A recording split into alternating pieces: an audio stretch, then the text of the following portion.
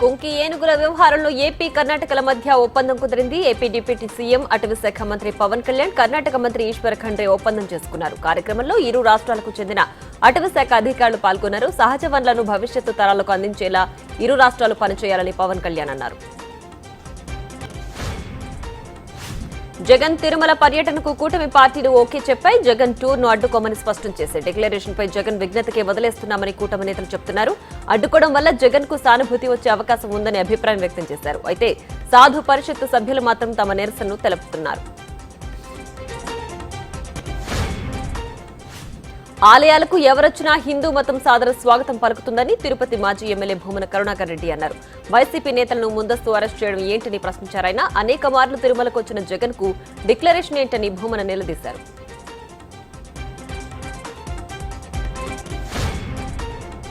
Hyderabad Sudarshan theatre లో ఏర్పాటు చేసిన భారీ ఎన్టీఆర్ కటౌట్ తగలబడిపోయింది. అయితే సంబరాల్లో భాగంగా బాణసంచా కాల్స్తుండగా నిపురవలు కటౌట్ కు తగిలి కాలిపోయినట్లు తెలుస్తోంది. వెంటనే మంటలను ఫైర్ సిబ్బంది కంట్రోల్ చేశారు.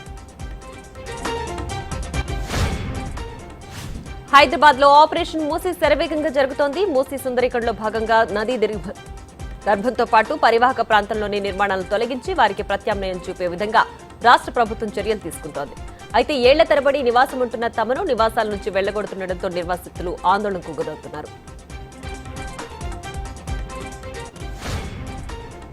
మహబూబాబాద్ జిల్లా ఇనుగుర్తి మండలం చిన్నముప్పారం గ్రామంలో దారుణం చోటు చేసుకుంది. మంత్రాలు చేస్తున్నాడనే నెపంతో మల్లం యాకయ్య అనే వ్యక్తిని చెట్టుకు కట్టేసి రాజు అనే యువకుడు దారుణంగా కొట్టి చంపాడు. స్థానికులు వెంటనే రాజును తాళ్లతో కట్టేసి పోలీసులకు సమాచారం ఇచ్చారు. ఘటనా స్థలికి చేరుకున్న పోలీసులు రాజుని అదుపులోకి తీసుకున్నారు. బీజేపీ జాతీయ అధ్యక్షుడు జేపీ నడ్డా రేపు రాష్ట్రానికి రానున్నారు. ముందుగా సికింద్రాబాద్ మహంకాళి అమ్మవారిని ఆయన దర్శించుకుని ప్రత్యేక పూజలు చేయనున్నారు. ఎంపీలు, ఎమ్మెల్యేలు, బీజేపీ నేతలతో సమావేశం అవుతారు. బేగం బజార్లో నిర్వహించే పార్టీ సభ్యత్వ నమోదు కార్యక్రమంలో నడ్డా పాల్గొంటారు. చెన్నై పోర్టులో భారీగా డ్రగ్స్ పట్టుబట్టాయి. అక్కడి ఓ కంటైనర్లో 110 కోట్ల రూపాయల విలువైన డ్రగ్స్ ను స్వాధీనం చేసుకున్నారు. పక్కా సమాచారంతో అక్కడికి చేరుకున్న కస్టమ్స్ అధికారులు 2 ముఠా సభ్యులను అరెస్టు చేశారు. డ్రగ్స్ ను చెన్నై పోర్టు నుంచి ఆస్ట్రేలియాకి తరలిస్తుండగా పట్టుకున్నారు. లెబనాన్ పై ఇజ్రాయెల్ సైన్యం సాగిస్తున్న వరుస దాడులను ఆపాలని అమెరికా ఇజ్రాయెల్ కి సూచించింది. అయితే అమెరికా సూచనను ఇజ్రాయెల్ ధిక్కరించింది. కాల్పుల విరమణకు ఇజ్రాయెల్ నో చెప్పింది.